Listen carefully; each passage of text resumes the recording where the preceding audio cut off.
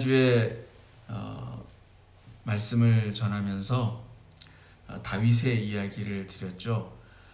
사랑하는 아들에게서 배신을 당한 노년의 다윗이 사람을 의지하는 대신에 하나님만 바랄 것을 권면하는 노래를 함께 묵상하면서 이 사람은 믿음의 대상이 될 수 없다라고 하는 말씀을 드렸습니다.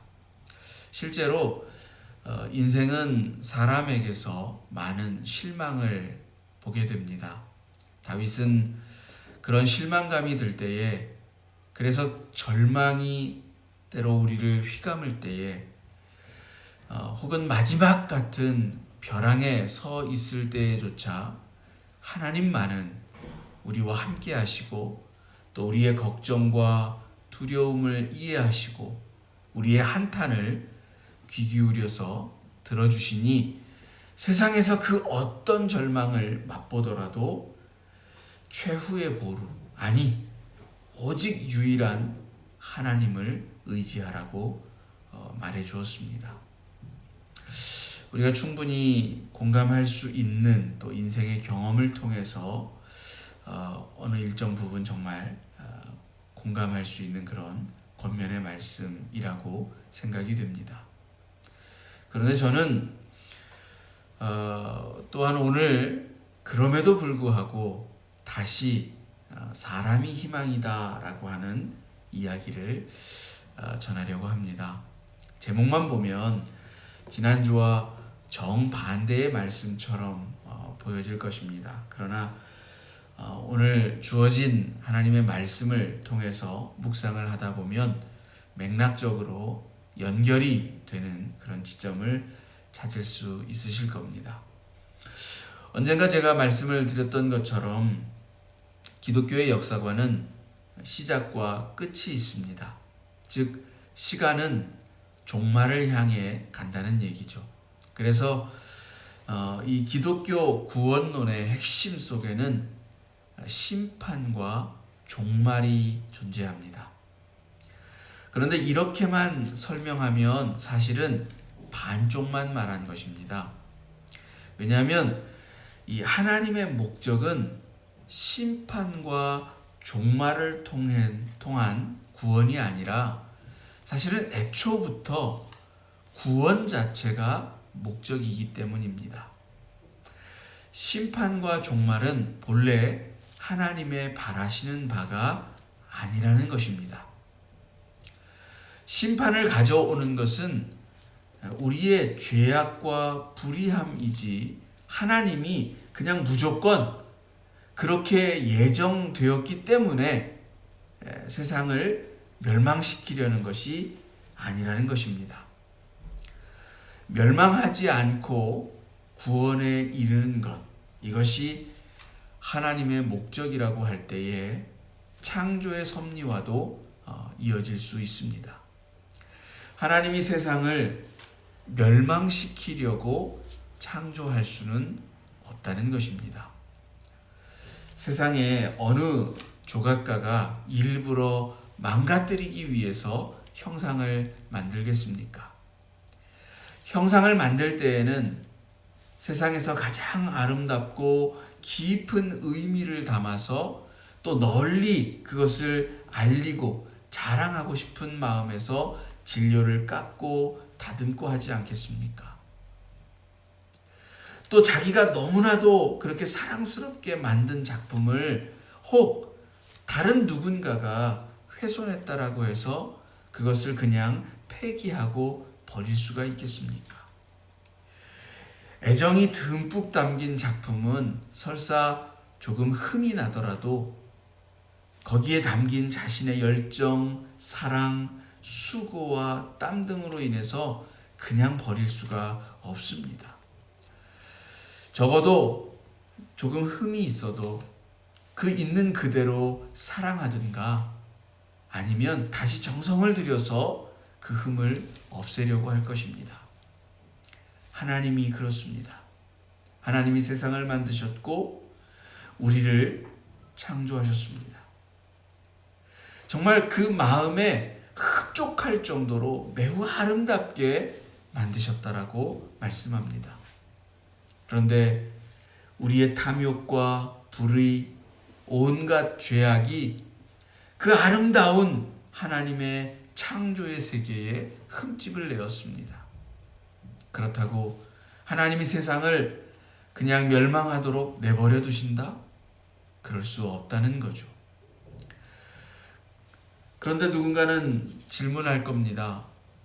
아이, 목사님, 세상에는, 성경에는 이 세상이 반드시 멸망할 거라고 그렇게 하나님이 말씀하시고 그런 말씀들이 여기저기 나오지 않나요? 그렇습니다. 에스겔서나 또 다니엘서를 비롯한 여러 예언서들, 그리고 계시록과 같은 성경에서 하나님은 지속적으로 이 세상이 심판을 받고 멸망에 이를 것이라고 그렇게 말씀하고 있습니다. 하나님의 말씀은 정말 반드시 이루어지지 않나요? 그러니 세상은 당연히 종말을 하지 않을까요? 라고 생각하실 겁니다. 그런데 그것은 하나님에 대한 온전한 이해가 아니라는 것입니다. 심판과 종말을 말씀하시는 하나님의 뜻은 멸망이 그 의미의 목적이 아니라는 것입니다. 그 의미는 바로 경고입니다. 예를 들어서 말씀을 드리자면, 의사가 지나친 흡연과 음주로 몸이 망가져 있는 그런 환자를 진료합니다. 그런 환자에게 어떻게 말하겠습니까? 아마도 이렇게 말할 거예요. 환자분, 지금처럼 계속 이렇게 매일 술 마시고 담배를 피우다가는 얼마 못 삽니다. 이때 그 환자가 얼마 못 산다라고 하는 것은 확정되어져 있는 사실이라기보다는 어떤 조건에 따라서 달라질 수 있는 가변적인 일인 것을 알 수 있습니다. 의사의 예언처럼 얼마 못 사는 일이 실제로 일어날 수도 있습니다. 그런데 그것을 두고 예언이 이루어졌다라고 말하지는 않을 것 같습니다. 의사의 목적은 환자가 술과 담배를 끊고 좀 더 건강한 삶을 오래 지속하기를 원했던 것이지, 얼마 못 살 거라고 하는 자기의 말이 이루어지기를 바래서 그래서 한 말은 아닐 것입니다. 심판을 예언했던 선지자들이 정말 세상이 멸망하면 커봐, 망할 거라고 했지, 내 말이 맞지? 라고 하면서 기뻐하고 춤추겠습니까? 그 말을 한 것은 정말 세상이 멸망하지 않게 하려는 그러한 의도와 목적을 담은 경고의 말씀들이었던 것입니다. 여러 번 말씀드렸듯이 예언서의 말씀들은 현재의 죄악과 불의에 대한 고발이자 경고입니다. 이러한 경고에도 불구하고 불의한 삶을 계속하면 그 예언대로 세상은 멸망할 것입니다. 하나님은 그러한 예언이 성취되기를 바라시는 것이 아니라는 것입니다. 하나님은 이 세상을 어떻게든 살리시려고 하는 것입니다. 이것을 확증하는 성경이 바로 요나서의 이야기입니다. 하나님은 요나에게 니느웨의 백성에게로 가서 저들의 멸망을 예언하라고 하셨습니다. 요나는 가기가 싫었습니다. 그러나 하나님이 강권하시는 그 역사로 말미암아서 아시리아의 수도 니느웨에 가서 곧 이 땅이 멸망할 것이라고 하는 하나님의 말씀을 선포합니다. 그런데 놀라운 일이 벌어졌습니다. 니느웨 사람들이 회개하고 자신들의 삶을 돌이킨 것입니다. 그랬더니 하나님은 저들을 멸망시키지 않으셨습니다. 애초에 하나님의 목적은 이 니느웨 사람들을 살리기 위한 것이었지 저들이 진짜 멸망하여서 죽기를 바라신 것이 아니었다라는 것을 알 수가 있습니다. 요나는 사실 이것을 이미 알고 있었습니다. 그래서 하나님의 말씀을 피해서 도망했던 이유도 하나님이 정말 실상은 니느웨 사람들을 살리고 싶어하는 것을 알았기 때문입니다. 요나는 니느웨 사람들이 미웠습니다. 니느웨는 북이스라엘을 멸망시킨 아시리아 제국의 수도였고 그 땅의 사람들은 자기 선조들을 패망케 한 원수들이었습니다. 원수가 멸망하기를 바랬던 요나는 자기가 가서 하나님의 경고를 들려줌으로써 저들이 혹 회개하고 돌이켜서 멸망을 피하기를 원치 않았던 것입니다. 요나는 실제로 니느웨 사람들이 심판을 받지 않게 되자 하나님을 원망하였습니다. 하나님, 왜 당신이 하신 말씀을 지키지 않습니까? 라고 외쳐 물었습니다. 하나님이 약속을 어긴 걸까요? 여러분, 하나님은 우리의 옹졸한 그런 마음과 같지 않습니다. 멸망은 하나님의 약속이 아닙니다. 생명과 구원이 하나님의 약속입니다. 오늘 저희가 읽은 이 마가복음의 예수님의 말씀도 같은 맥락에서 이해할 수가 있습니다. 주님은 내 손과 발이 너를 범죄하게 하면 그것을 찍어버려라. 내 눈이 너를 범죄하게 하면 그 눈을 빼버리라고 하는 다소 과격한 그런 표현을 쓰고 있습니다. 손과 발은 행위를 상징합니다. 그런데 그 행위가 죄악으로 물들어 있다면 그것을 잘라버리지 않는 한 몸의 멸망을 막을 수가 없다라는 것입니다. 세상이 죄악으로 가득하게 되면 어떻게 되겠습니까? 바로 그것이 지옥입니다. 정의와 사랑은 온데간데 없고 살인과 폭력과 불의만 가득한 세상, 그 세상은 바로 멸망하여 버린 지옥과 똑같은 것입니다. 주님은 그런 세상을 만들지 말라고 오늘 매우 과격한 언사를 동원하면서까지 경고하시는 것입니다. 저희는 지금 올해 2월 말부터 시작된 코로나 바이러스로 8개월째 매우 힘겨운 시간을 보내고 있습니다. 또 이 시간이 얼마나 길어질지 알 수가 없습니다. 좀 더 제재 조치들이 강화가 되고 있는 요즘입니다. 그러나 분명한 사실 한 가지는 알고 있습니다.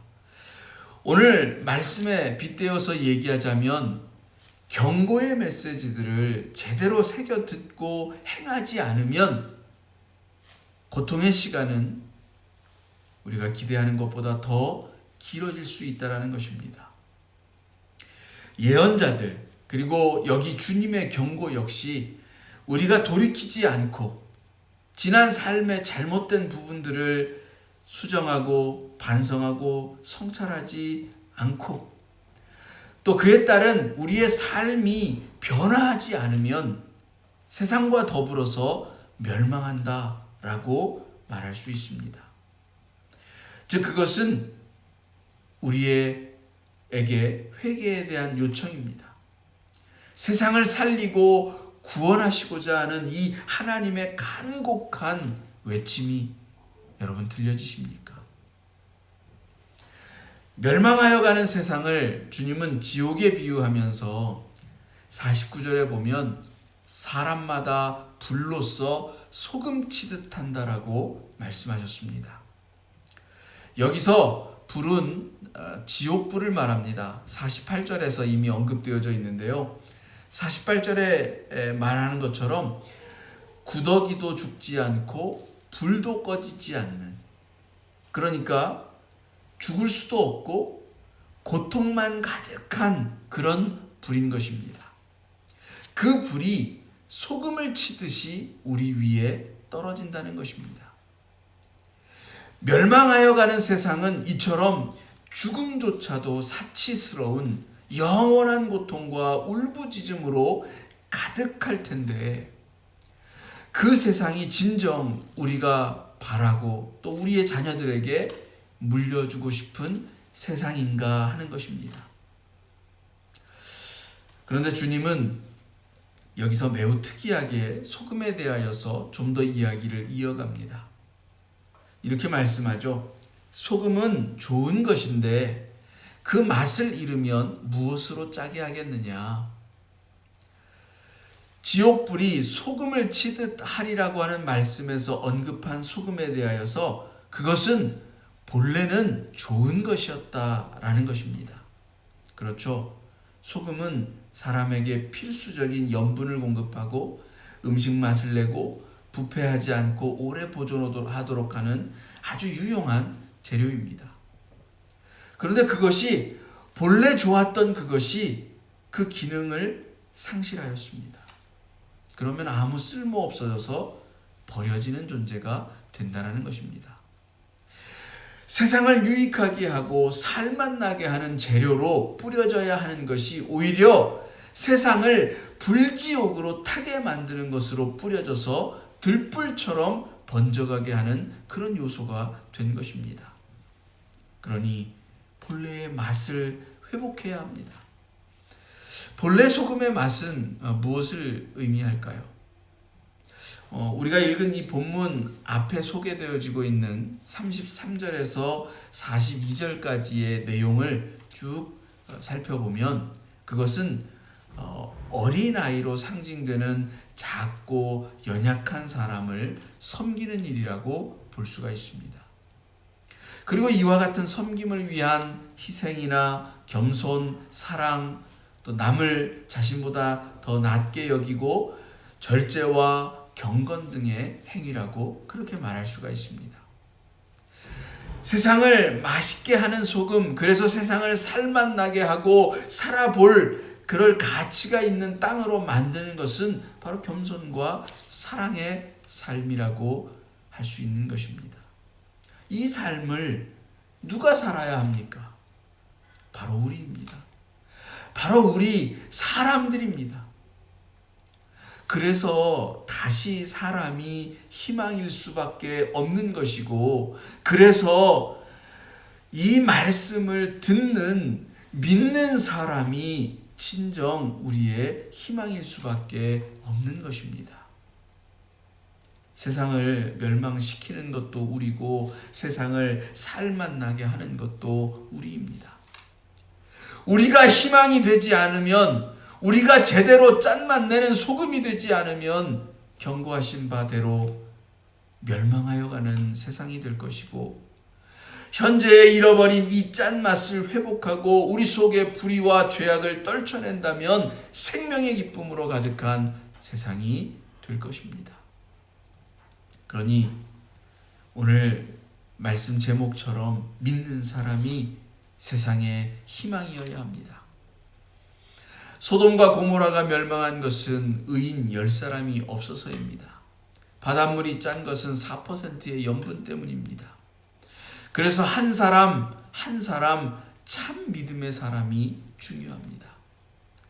주님이 수만 명의 무리들을 바라보지 않고 참된 제자 한 사람을 기르려고 하신 이유입니다. 부패하여 가는 세상 속에서 이 세상에 함께 물들어가는 사람이 아니라 하나님만 바라는 사람. 지난주 타빗이 얘기했던 그 맥락과 이제 연결이 되는 것을 여러분 느끼시나요? 세상의 불의와 함께 그 속에 물들어가는 그런 사람 아니라 하나님만 바라고 하나님의 의를 바라고 하나님의 공의와 사랑을 쫓아서 묵묵히 신앙의 길을 가는 참 제자와 같은 그 사람, 그 사람이 세상을 살리는 소금이 되어지는 것입니다. 오늘 본문과 평행구문이 되는 마태복음 5장 13절 이하에 보면 주님은 너희는 세상의 소금이라 말씀하시면서 소금이 그 맛을 잃으면 아무 쓸데없어 밖에 버려져 사람에게 밟힐 뿐이라 라고 말씀하셨습니다. 또 빛에 대하여서도 똑같이 말씀하셨고 포도나무에 대하여서도 같은 비유를 하시면서 말씀하셨습니다. 빛이 그 빛을 비추는 그 기능을 잃어버리거나 열매를 맺지 못하는 포도나무가 되어지는 건 역시 그저 아무 쓸데가 없어서 버려질 뿐이라고 하셨습니다. 여러분, 사람에게 혹 실망하셨습니까? 더 이상 사람을 믿지 못하겠다라고 하는 그런 생각이 드십니까? 그렇다고 해서 다른 이들이 범죄한다라고 해서 같이 범죄하는 길로 간다면 공범으로 함께 멸망할 뿐입니다. 우리가 바라는 게 그런 세상은 아니잖아요. 그렇게 서로를 믿을 수 없는 상태로 방치하고 내버려둔 채로 늘 의심과 경계의 눈초리로 살아갈 수는 없습니다. 그렇다면 여기 내가 다른 사람 바라볼 것이 아니라 나는 오직 하나님을 바라보며 나만은 제대로 된 맛을 내는 소금이 되면, 그러면 우리가 희망이 될 수 있지 않을까요? 소금의 그 짠맛 때문에 그것이 뿌려진 대상이 부패하는 것을 방지합니다.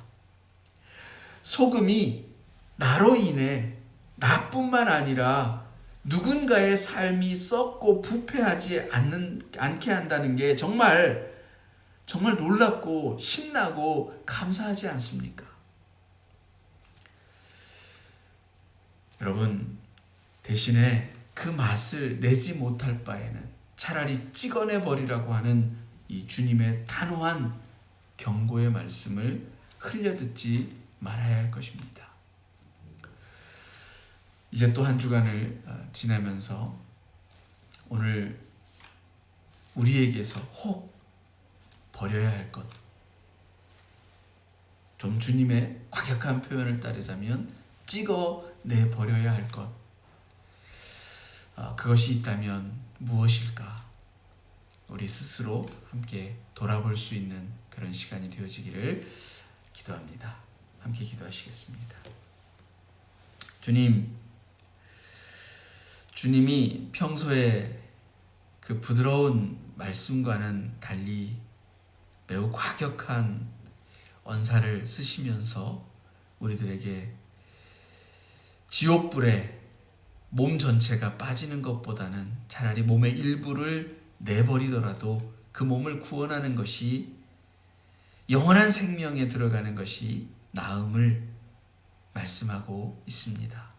분명 우리를 향하신 경고의 말씀입니다. 그러나 그 경고는 우리를 죽이려고 하는 것이 아니라 우리를 살리려고 하시는 하나님의 뜻인 것을 또한 깨닫게 됩니다.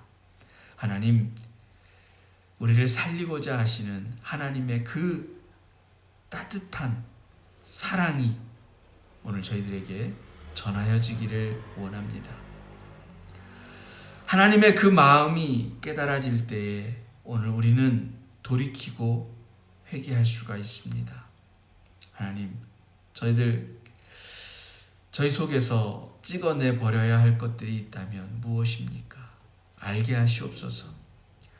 하나님, 우리 속에 거짓되고 위선되고 하나님 앞에 부끄럽고 정말 우리를 병들게 하고 썩어가게 하지만 애써 외면하면서 오히려 지금 내 육체를 살찌게 하고 있다라고 착각하고 있는 그것이 무엇입니까?